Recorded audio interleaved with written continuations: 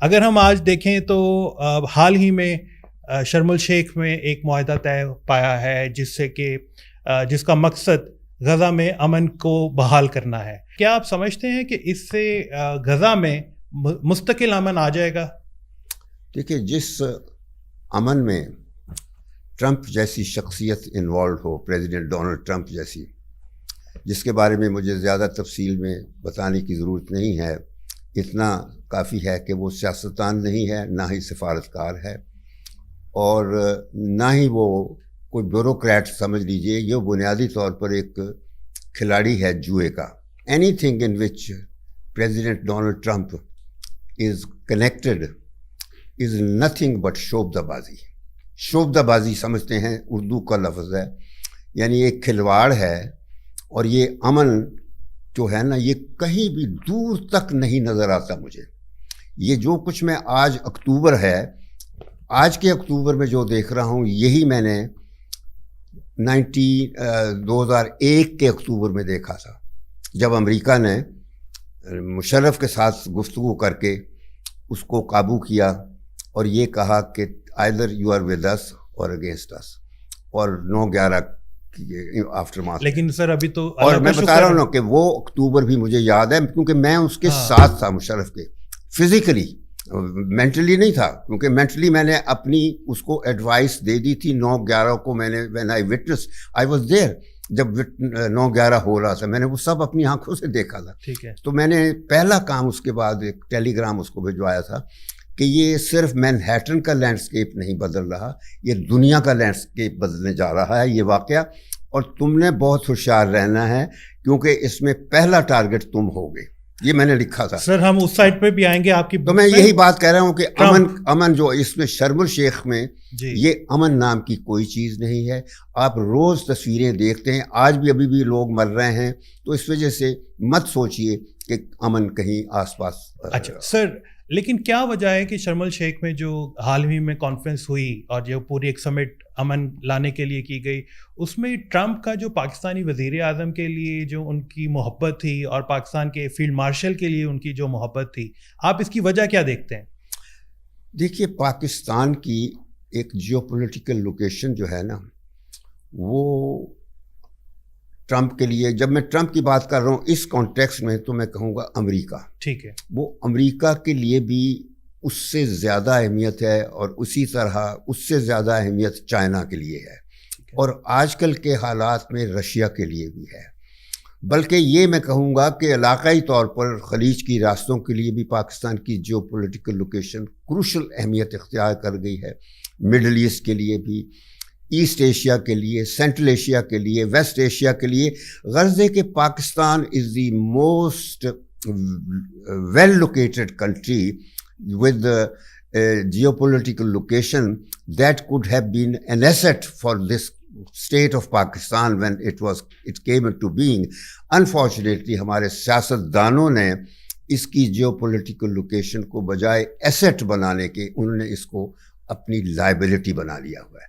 और ये जो कुछ आज आप देख रहे हैं पाकिस्तान के हवाले से, प्रेसिडेंट ट्रंप की नज़र करम जो है, वो चाहे हमारी शख्सियात हो, मैं नाम नहीं लेना चाहता, बहरहाल प्राइम मिनिस्टर हो या आर्मी चीफ हो, तो इस किस्म की जो शख्सियात हैं, ट्रंप जिस तरह प्यार मोहब्बत कर रहा है, नशावर कर रहा है, तो ये सब एक्सप्लेन करता है पाकिस्तान की लोकेशन की अहमियत को।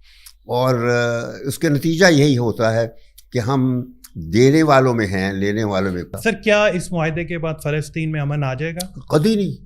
मैं कहता हूँ अमन जो है फ़लस्तीन में हर दिहाई में आया है। सीज़ फायर जो कहते हैं ना, सीज़ फायर तो आते रहे हैं। जब अंग्रेज़ों ने असल जो गड़बड़ की जड़ है ना, वो अंग्रेज़ हैं। उन्होंने पहले फ्रांस के साथ मिलकर पहली जंग अज़ीम के बाद अरबों को ये दी कि तुम ये सल्तनत जो है क्या, ऑटोमन एम्पायर, उस्मानिया, इसके ख़िलाफ़ हमारे साथ मिल जाओ तो तुम्हें हम रियासत दे देंगे। रियासत का वादा किया था तो वो रियासतें दी, लेकिन साथ ही सलाहुद्दीन अय्यूबी के मज़ार पर जो फ्रेंच जनरल था वो गया और उसने कहा, सलाहुद्दीन नूसम रेवेन्यू, सलाहुद्दीन वी आर बैक, यानी ये इनका ऐलान जंग था उस वक्त। और उसके बाद फिर इसराइल का ऐलान इसने ब्रिटेन ने बालफोर डिक्लेरेशन में किया। तो उस वक्त से सीज़ फायर्स होते आए हैं, जंगें होती रही हैं। अरबों ने इसराइल की रियासत को तस्लीम करने से इनकार कर दिया था, और लेकिन और अब भी आपको नहीं लगता कि फ़लस्तीनियों को अपनी रियासत में लेगी? कहीं नज़र नहीं आ रही, मैं बता दूं, कहीं भी नज़र नहीं आ रही। और इनफैक्ट ये जो क्या नेतन्याहू है वो तो बड़ा क्लियर है, उसने कह दिया कि मेरे एजेंडे में तो फ़लस्तीन की रियासत कहीं नहीं है। उसने हिब्रू में बातें की हैं। तो हमारे लोग, मुझे शर्म आती है जब मैं अपने प्राइम मिनिस्टर को वहाँ खड़ा हुआ देख रहा था, या जिस तरह मुझे ये भी शर्म आती है कि इसराइल की पार्लियामेंट की लाइव कवरेज हमारे यहाँ दिखाई जा रही थी विद ट्रम्प एड्रेसिंग दैट। मैं कहता हूँ ये हमारी जो बैंकरप्सी है हमारे मुल्क में लोगों की, हमारे हुक्मरानों की, जो पाकिस्तान के लिए या इस्लामिक वर्ल्ड के लिए हो सकती थी, कुछ कंसर्न हो सकता था, अंडरस्टैंडिंग नहीं है। सर, पाकिस्तान और अमेरिका के दरमियान जो मिनरल्स की एक्सपोर्ट्स और इस तरह के जो मुआहदे हो रहे हैं, आप उसको कैसे देखते हैं? ये बहुत ख़तरनाक बात है, क्योंकि देखिए हमने चाइना के साथ कुछ कमिटमेंट्स की हुई हैं, बहुत गहरी होती हैं चाइना के साथ कमिटमेंट।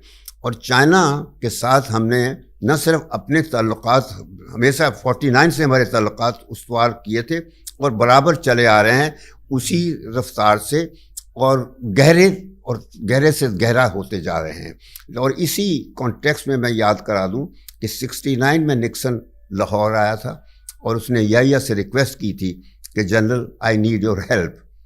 जिस तरह ट्रूमैन ने लियाकत को कहा था, उसने आई नीड योर हेल्प, उसने कहा क्या? उसने कहा कि अपने दोस्त चीन के साथ हमारी दोस्ती करवा दो।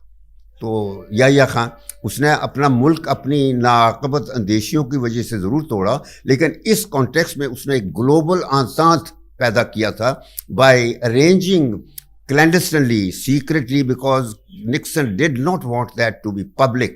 और वो खुफिया तौर पर हुई थी कि इतना कि अगर निक्सन के लिए या किसिंजर के लिए कोई पैगाम जा रहा था याहिया की तरफ से, तो एक एमिसरी जाता था, हमारी फॉरेन सर्विस का बंदा होता था, और वो कागज़ लिखा होता था जो सिर्फ याहिया के अपने हाथ से लिखा होता था, किसी पीए का नहीं लिखा, टाइप्ड होता नहीं था। वहाँ जाके वो डिलीवर करता था किसिंजर को, और किसिंजर भी पढ़ के खुद अपना जो था रिकॉर्ड रखता था, वो लिफाफा वापस आ जाता था उसी तरह वो एमिसरी लेके आके कि जी डिलीवर हो गया।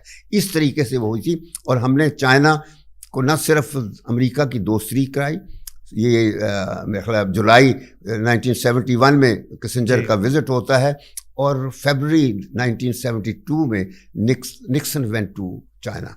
तो China was admitted into the United nation. जो इसकी असली जगह थी वो उसकी मिल गई नवंबर या जब भी था 1970 में।